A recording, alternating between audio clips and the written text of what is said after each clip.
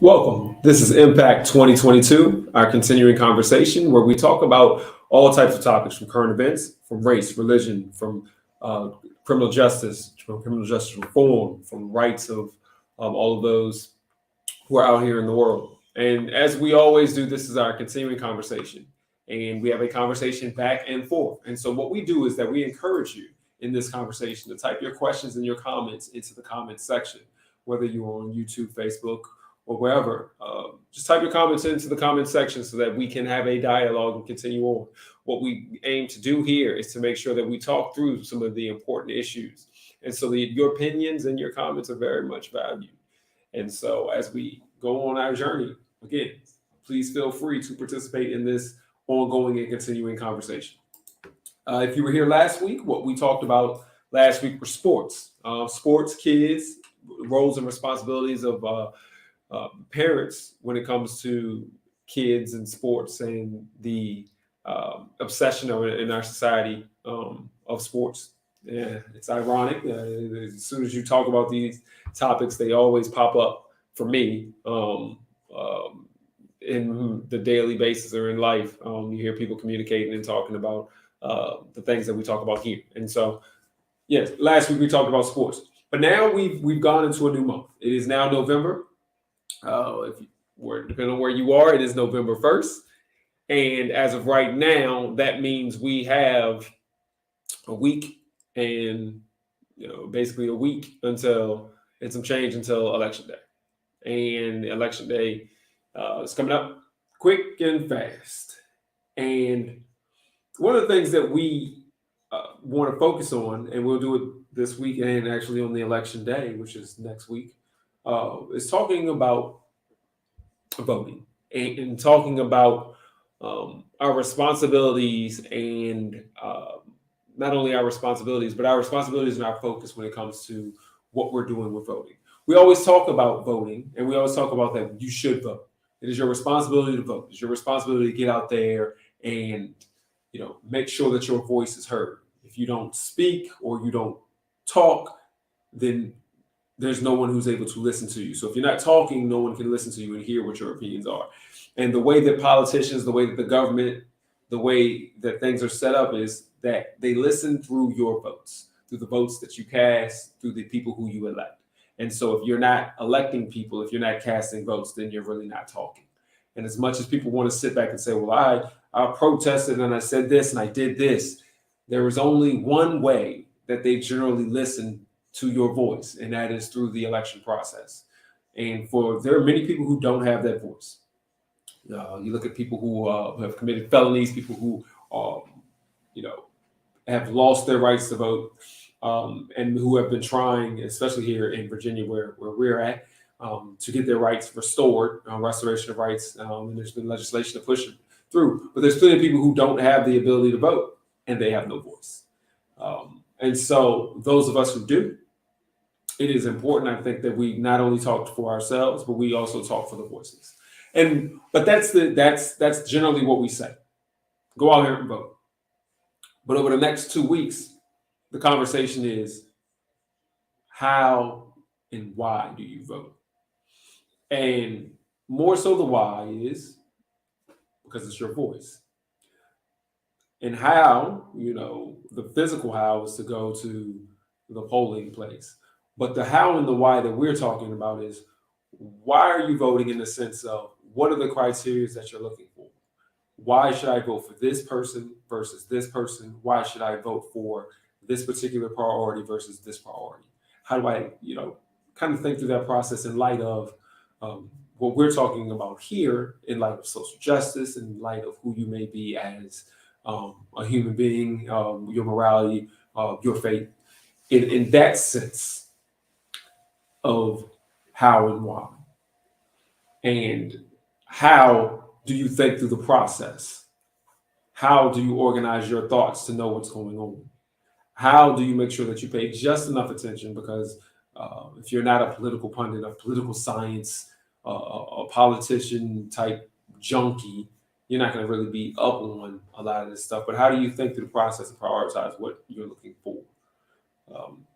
And so that's the conversation. That's the general thought of where we're going to go, what we're going to do. And so today is just the initial, and tomorrow is the to get back on it. Most of you will have voted by then, I would hope, or have voted by now with early voting and other things like that, I would hope.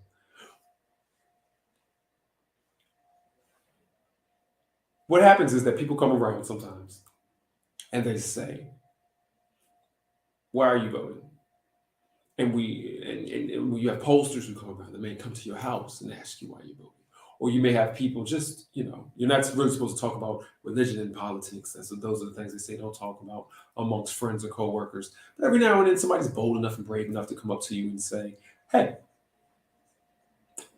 who are you voting for? What are you voting for? Why are you voting? And one of the things that people always talk about is one position voters.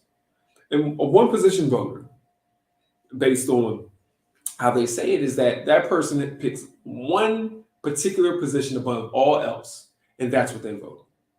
You have people who are passionate about abortion, one way or the other. That's one of the big issues right now. They don't care who the person is, who the politician is. They don't care what side they're on. If they are for or against abortion, then they vote for the candidate who is for or against abortion.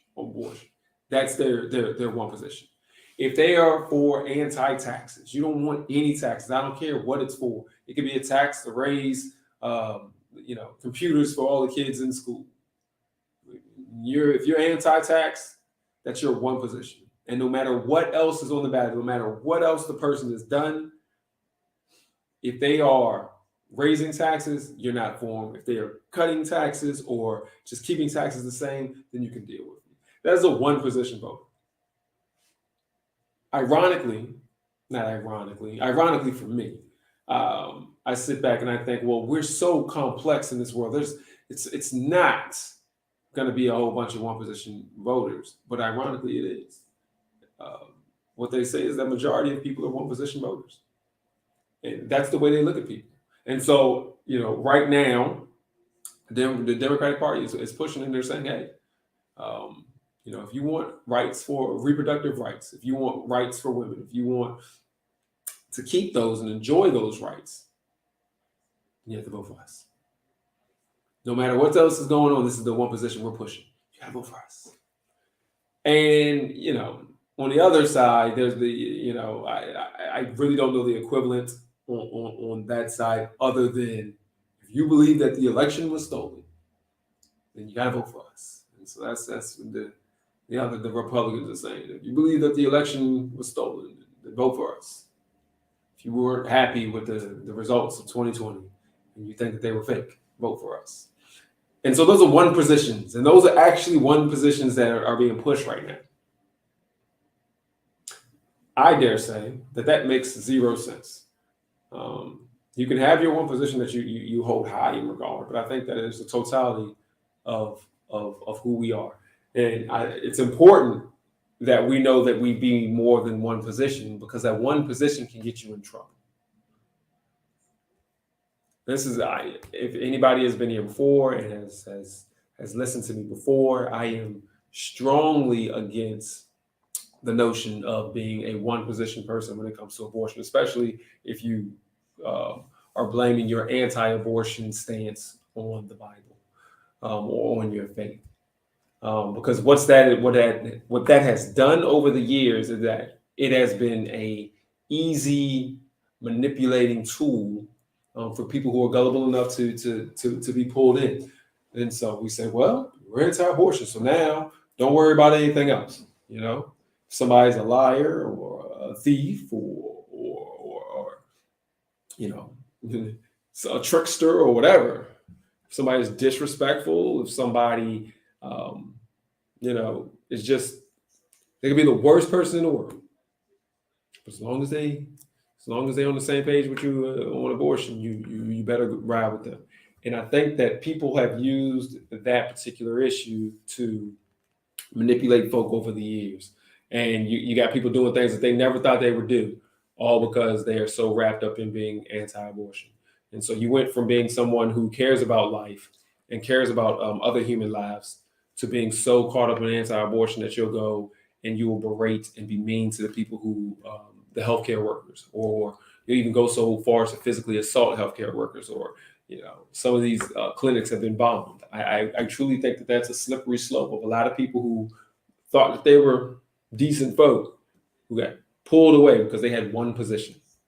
And so when you keep your eyes on one thing in one position, that's an example, but that's what all of the one positions are going to be. So if your one position is, oh, I want, I want to make sure that parents have all the say in the classroom. Well, that one position can pull you into some bad company. Or, for example, if your one position is you want the legalization of marijuana, that's going to pull you into some bad company. And so my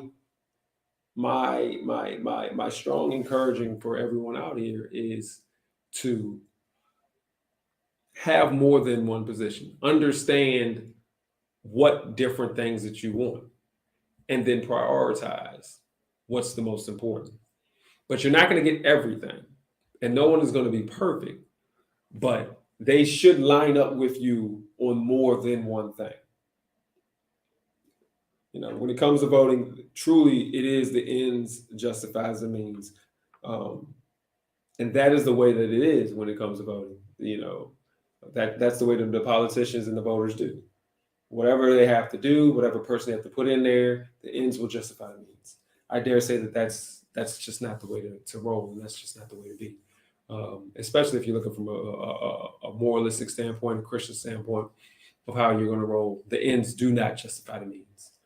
And so if you get what you want, but you get it by, as I say, hook or crook, then that's not the way to go. So if you have a position that you want and you get it through a person that's really unsavory, that has no business being in a position of power, you're not doing things the right way. And so, we don't have any comments so far, but I'm definitely interested in knowing what people think as far as what's the balance of what you should have. Is it okay to be a one position voter? Is it okay to have somebody who's unsavory, or somebody, not that they're not perfect, because no one is, but somebody who's really, really, really different from who you are, really goes against a lot of things that you believe in or that you want, but they have one thing or that one position that you like the most, or do you get with them? Do you allow them to receive your vote or receive your support? And so that is one of the major issues and problems I think that we have, especially with younger voters. You come in there and you have your one idea. I am against all of these illegal, undocumented people coming across the border, and so you put your vote just based on that.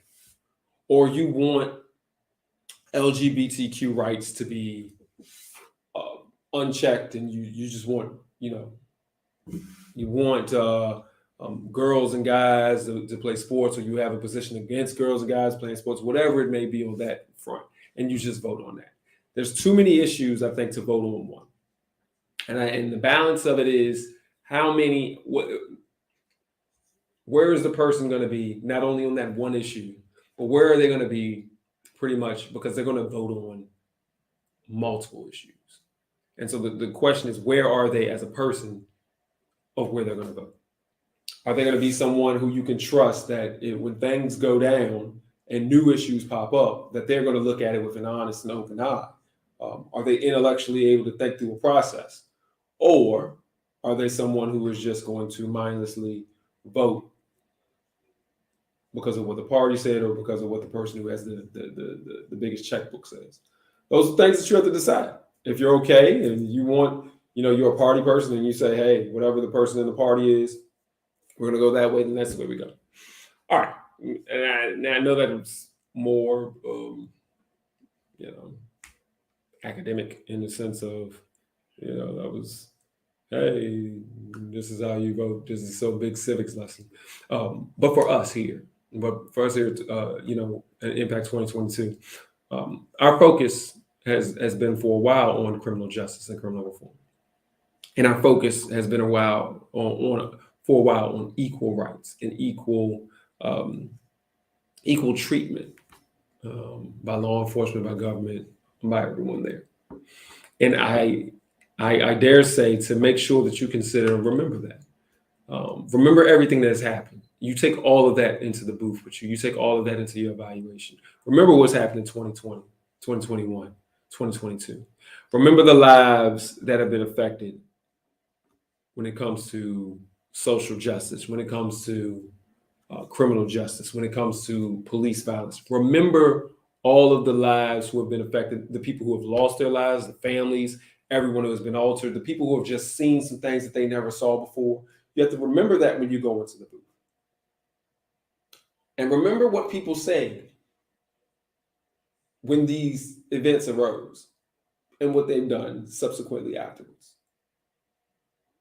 You know, there's certain politicians that you can look at, and every single time an issue comes up of race, they make sure that they're on a particular side.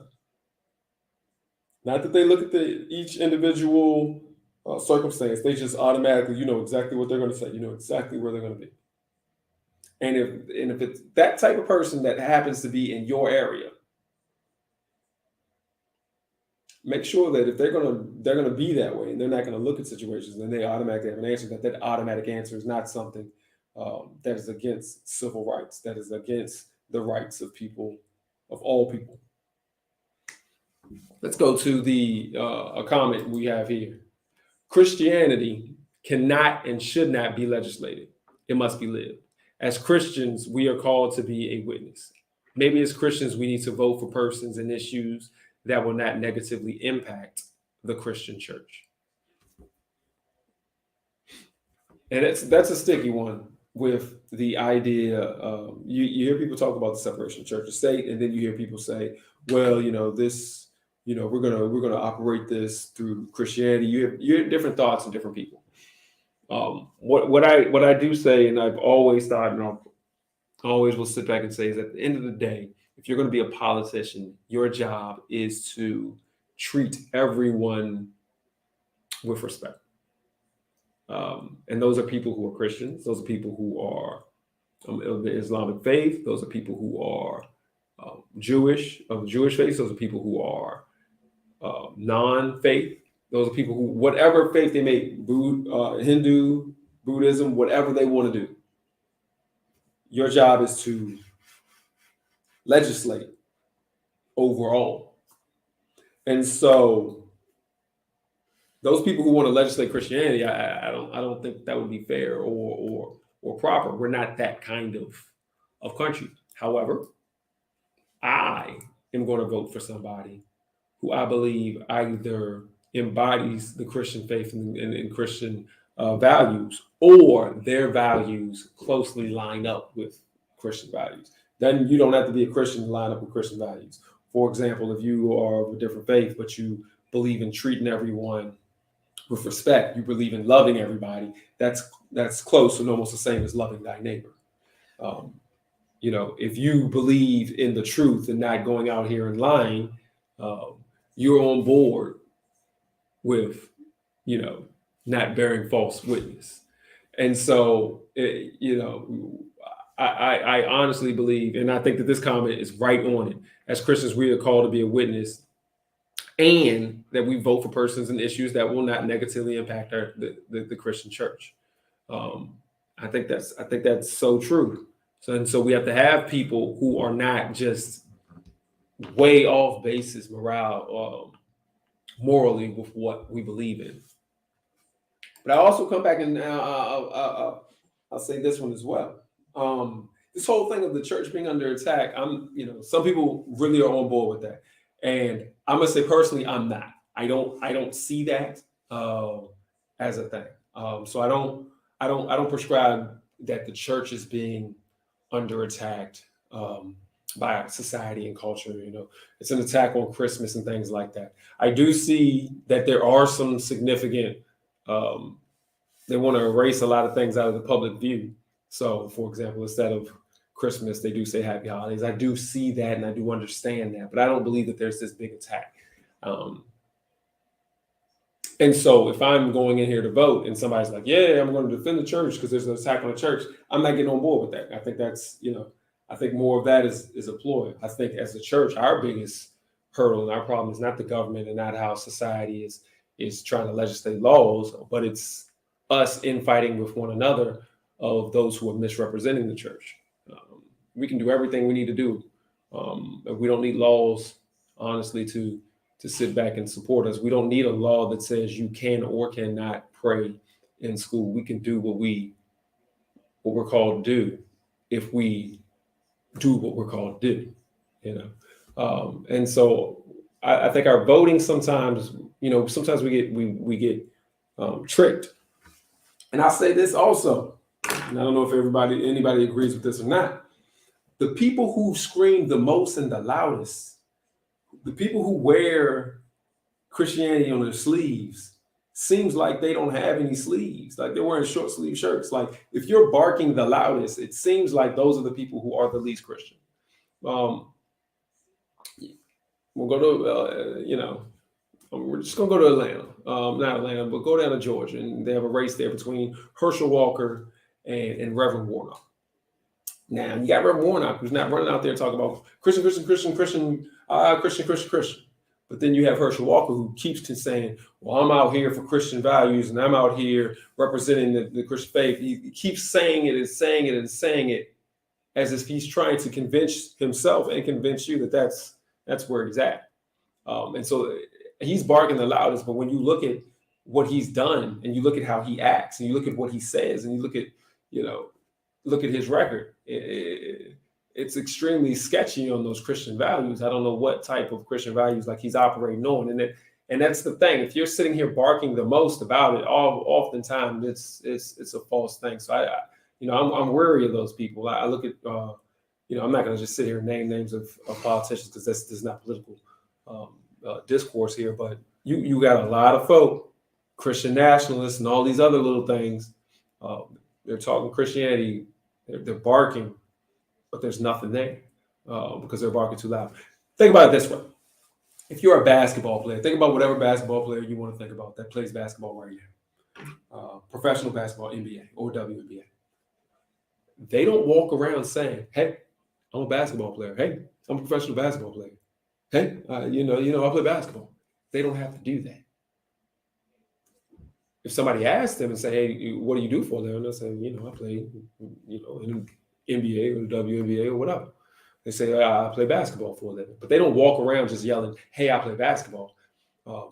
One, because it's obvious in most situations. I'm tall or I'm wearing a basketball paraphernalia that's not the regular run around stuff, or you can see me on TV. Or, in some situations, you can tell from how I'm rolling because, those sports pay. But there's no reason to run around here telling everybody that you play basketball. Because if you do, obviously, it's going to be seen in some way, form, or another. That's what it is with these politicians and Christianity. If you're running around, if you are a Christian, we're going to see it. We should know it based on what you do, some of the things that you have said, some of the votes that you have made, some of the places that you go. But to those ones who are just sitting here just barking, doing a lot of barking about it seems very disingenuous to me. And so I would say always be wary of those. Herschel Walker. And again, I said I wasn't going to name them, but I did, so sorry. But many others who are going out here just really, screaming loud. All right, so but that's it for the day with what we're going to talk about as far as what we're thinking about how we vote and what we're going to do when it comes to voting. And next week, we're going to go back into it and really kind of talk about how to prioritize or how to look at what we're voting. And we're going to have to ask some questions to some individuals about what they do or how they think before they go into the booth and how do they know who to vote for. And so, and from their perspective, and how do they know who to vote for from their particular perspective? Another comment, there are laws against murder and against cursing. Oh, no, I'm sorry. And against causing physical harm to others. Yet every morning we wake up to the news of people being gunned down. So is making a law against abortion going to stop abortions? As Christians, we should be changing hearts, minds, and spirits. Yeah, yeah. You know, I've said this before and I'll say it again. One of the most effective law things that happen when you come to being anti-abortion was something that Mitt Romney, the senator out of Utah, did. And it had nothing to do with making a law that said you can't have abortions, um, uh, or trying to trick, and scheme, saying, well, you got to be able to, your abortion clinic has to be able to have admitting rights at a hospital, blah, blah, blah. None of that mess. None of that. What he did was he advocated for a law to put money into the pockets of parents. So cash into the pockets of parents. And many of you have seen this or experienced this or even gotten some of this cash. And so parents were able to get, I'm blanking on the amount. I think it was $300, maybe $500, whatever per kid per month. And so they, it was not a child credit, but now a child voucher, a child payment towards parents. And out of all the things that anyone has done to stop abortion or to discourage abortion, that is one of the most effective, because what that does is it allows you to know if your concern is financial, if your concern is how am I going to take care, if your concern is, well, I already have 5 and I can't afford a 6, that here is a little bit of help, that a continuous help that is going to happen to be able to make sure or to show you that the government is going to start to make efforts towards being able to help you pay and support that child. And so that is more effective than telling somebody no. Now, does that cover all of the reasons that people may have abortions or anything like that? No. Does that even cover half of them? Probably not. But that's more effective than just sitting around here trying to make laws to trick people, trying to make laws to restrict people, trying to make laws to control people, because that is not, from a Christian standpoint of where I'm looking at, that is not what we're called to do, especially those laws that we know are disingenuous, and when they're lying and saying that this is for general health, but you're just using it to try to trick people in order to not have abortions. Now they don't do that as much anymore because now, because of the ways that the laws have been set, now they can just make laws straight up to say, hey, we don't want abortion, but that's not going to stop anything. If you want one, you can get one. Everybody knows you can get one whatever way you want. They got the pill still, and they got you can go across different states, different locations. There's private people who can do these things. So again, we got to be smart.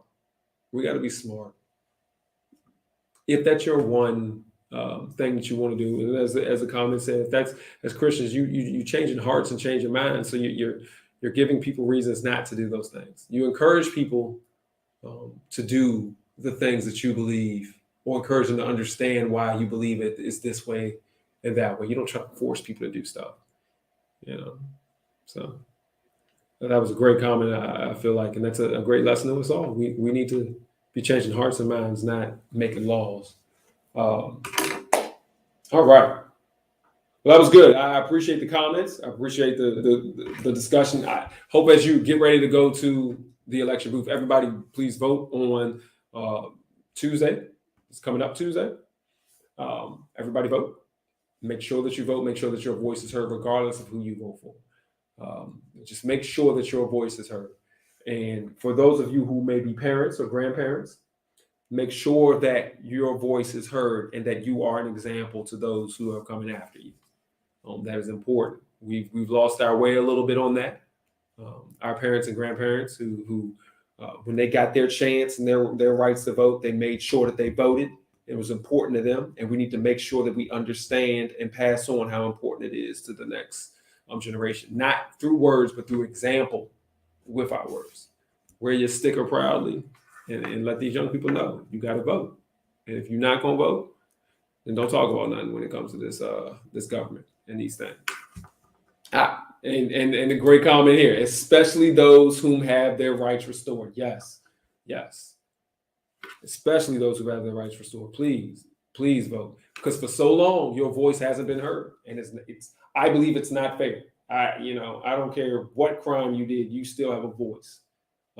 And you should still have a voice. So if you get your rights restored, please have a voice. And for those of you who have gotten your rights restored, you're not just talking for yourself. You're talking for yourself and everyone who has lost their rights to vote. You're representing for you and them. All right. Thank you for that comment. That was great. All right. We are hitting our time. We're going to talk about voting again next week in a different topic. We should have some guests on to really dive into it. Appreciate everyone who's joined us. Again, we have Thursday, 7 o'clock, same place. And then join us at 10 o'clock, same place. YouTube, Facebook, for service. Thank you. Have a good one. This is Impact 2022. Have a good night.